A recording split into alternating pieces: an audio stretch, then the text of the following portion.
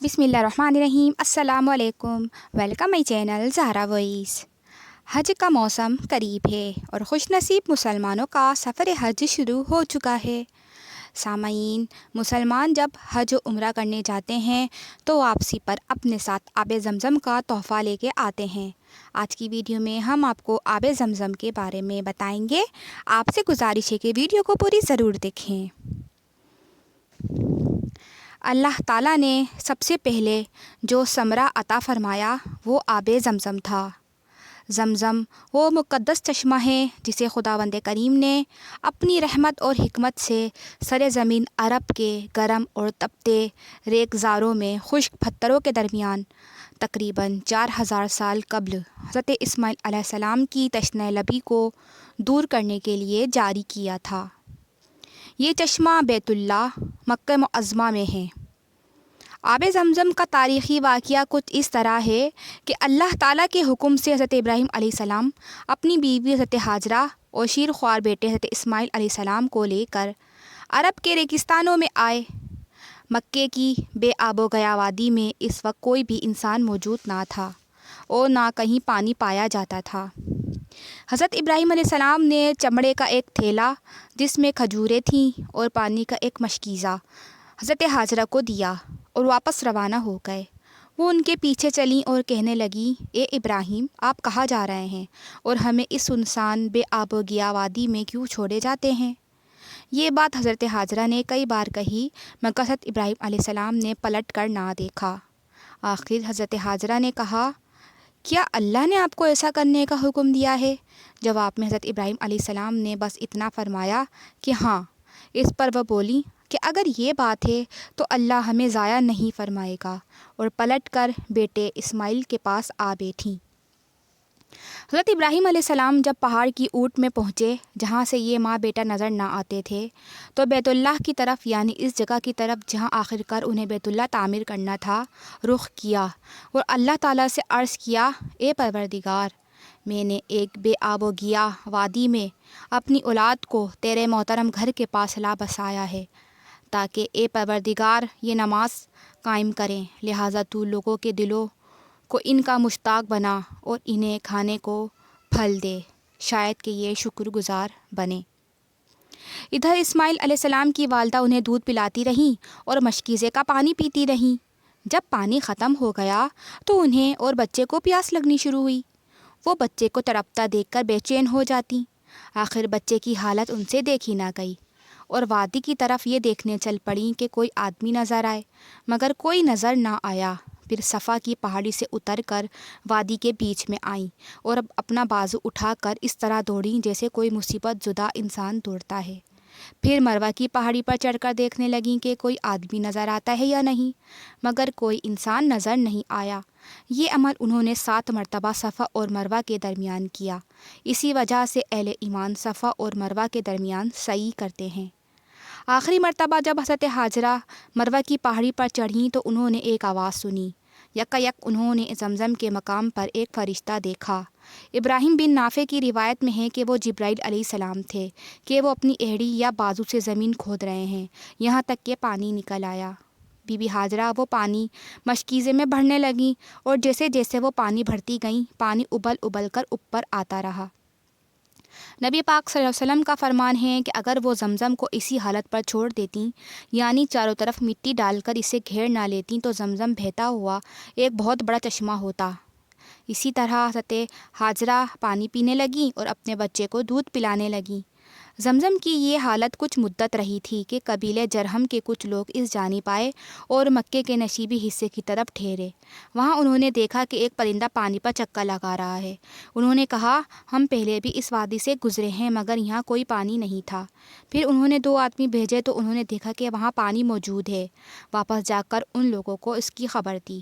دیگر لوگ بھی اس جانب آئے تو حضرت اسماعیل علیہ السلام اور ان کی والدہ کو وہاں پایا۔ انہوں نے کہا، کیا تم ہمیں یہاں قیام کی اجازت دیتی ہو؟ انہوں نے کہا، ہاں، مگر پانی تمہارا نہیں بلکہ میرا ہے۔ قبیلے والوں نے ان کی بات مان لی۔ اس جرہمی گروہ نے حضرت ہاجرہ کو نہایت ملنسار پایا۔ وہ خود بھی چاہتی تھیں کہ کچھ انسان یہاں آباد ہوں، چنانچہ وہ لوگ وہاں ٹھہر گئے اور اپنے خاندان والوں کو بھی وہیں بلا لیا، یہاں تک کہ کئی خاندان وہاں بس گئے۔ مکہ معظمہ کی یہ پہلی باقاعدہ آبادی تھی۔ اسی مقام پر بعد ازاں حضرت ابراہیم علیہ السلام اور حضرت اسماعیل علیہ السلام نے خانہ کعبہ کی تعمیر فرمائی۔ حضرت عبداللہ بن عباس رضی اللہ تعالیٰ عنہ سے روایت ہے کہ رسول پاک صلی اللہ علیہ وآلہ وسلم نے فرمایا کہ اس کرۂ ارض پر سب سے بہترین پانی زمزم کا ہے۔ صحیح مسلم میں روایت ہے کہ نبی اکرم صلی اللہ علیہ وآلہ وسلم نے حضرت ابو ذر کو، جب وہ کعبے کے پردوں کے پیچھے مسلسل کئی دن اور کئی رات تک مقیم رہے اور ان کی غذا صرف زمزم تھا، اس وقت رسول اکرم صلی اللہ علیہ وسلم نے ابو ذر سے پوچھا کہ تم کب سے یہاں مقیم ہو؟ تو ابو ذر کہتے ہیں میں نے جواب دیا 30 دن رات سے یہیں مقیم ہوں۔ تو نبی کریم صلی اللہ علیہ وسلم نے فرمایا تمہارے کھانے کا انتظام کون کرتا تھا؟ وہ کہتے ہیں میں نے جواب میں عرض کیا کہ میرے پاس تو صرف زمزم ہی تھا، اس سے میں اتنا صحت مند ہو گیا اور میری ساری بھوک اور کمزوری جاتی رہی۔ نبی کریم صلی اللہ علیہ وآلہ وسلم نے فرمایا کہ بلا شبہ زمزم بابرکت ہے اور کھانے والے کے لیے کھانے کی حیثیت رکھتا ہے۔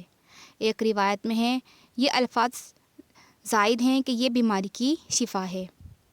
علماء کرام نے اس حدیث پر عمل تجربہ بھی کیا ہے۔ عبداللہ بن مبارک نے جب حج کیا تو وہ زمزم کے پاس آئے اور کہنے لگے۔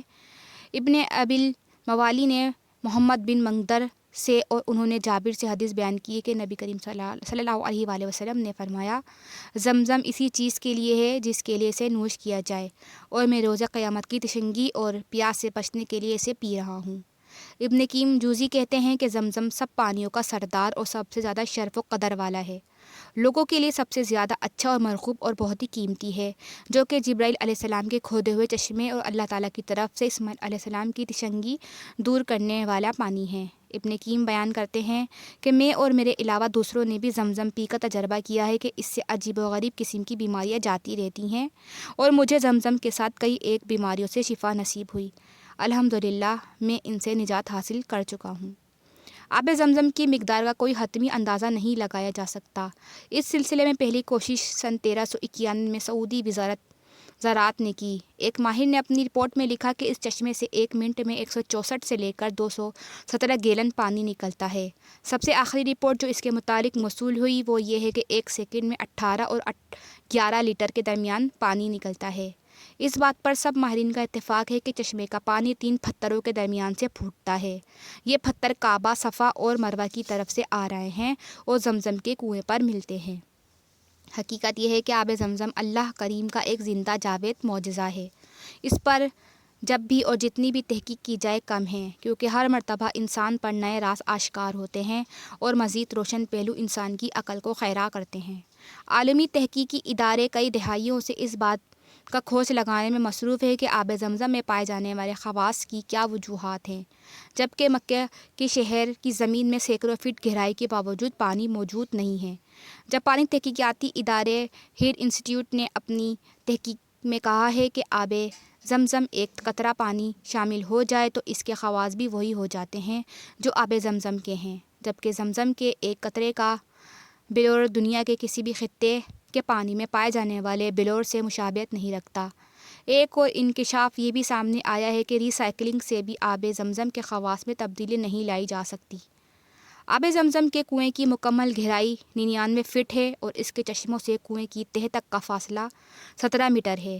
واضح رہے کہ دنیا کی تقریباً تمام کنوؤں میں کائی کا جم جانا، انواع و اقسام کی جڑی بوٹیوں اور خرد و پودوں کا اگ آنا، نباتاتی اور حیاتیاتی افزائش یا مختلف اقسام کے حشرات کا پیدا ہو جانا ایک عام سی بات ہے، جس سے پانی کا رنگ و ذائقہ بدل جاتا ہے۔ لیکن اللہ کا کرشمہ ہے کہ اس کنویں میں نہ کائی جمتی ہے، نہ نباتاتی اور حیاتیاتی افزائش ہوتی ہے، اور نہ رنگ تبدیل ہوتا ہے اور نہ ذائقہ۔ سبحان اللہ۔ سامعین، آب زمزم میں شفا ہے۔